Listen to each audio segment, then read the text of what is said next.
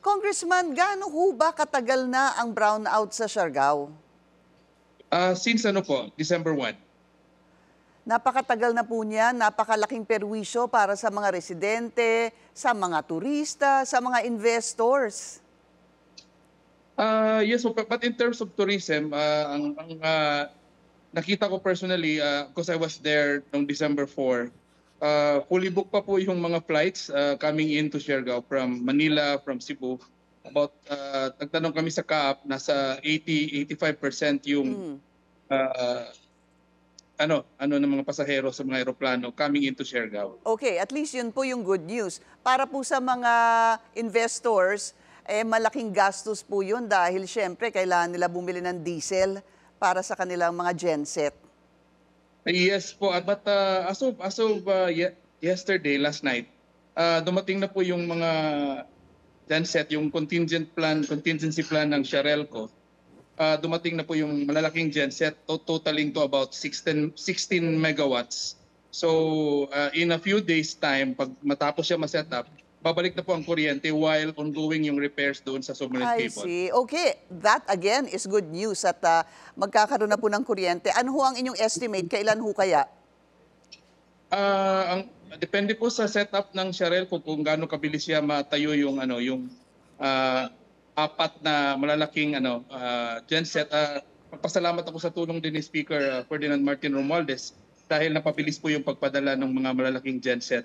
Siguro mga 2 days time, makabalik na yung kuryente while ongoing yung repairs doon sa submarine cable. And another good news, Pinky and Corina, is nakita na po yung fault kung saan yung disconnect. Nakita na po siya kagabi. And tomorrow, early morning, ililift na po yung cable kung saan yung sira. And possibly mag-start na yung repairs. Bakit ho kaya nagtagal ng ganito, Congressman? Dahil December 1 pa po walang kuryente. Nung aming binabalita po ito, ay kahit po kami nagtataka kung saan ho ba nagkaroon ng problema dito sa tinatawag nga na subcable. Yes, Pinky, ang ganito ang nangyari. Ang base sa ng Siarelco, ng mga engineers, nung nagkaroon tayo ng 4 na bagyo na sunod-sunod every week noong November, yung nagkaroon siya ng epekto sa Siargao, kahit hindi tumama yung mga typhoon sa Siargao, lumakas yung sea current, undercurrent, doon sa area saan naputol yung submarine cable. So nahahatak siya. So nung ika-4th typhoon, talagang doon siya naputol yung submarine cable. Doon po natin makikita yung siguro weakness ng mga submarine cable kapag nagkakaroon po ng tuloy-tuloy na pag-ulan, gaya po ng nangyari dyan po sa Siargao. So sa mga oras na ito, or at least in the last days or so, Congressman, ano ho kaya ang naibigay na tulong kaya sa mga residente o negosyante kung meron man dahil po sa blackout?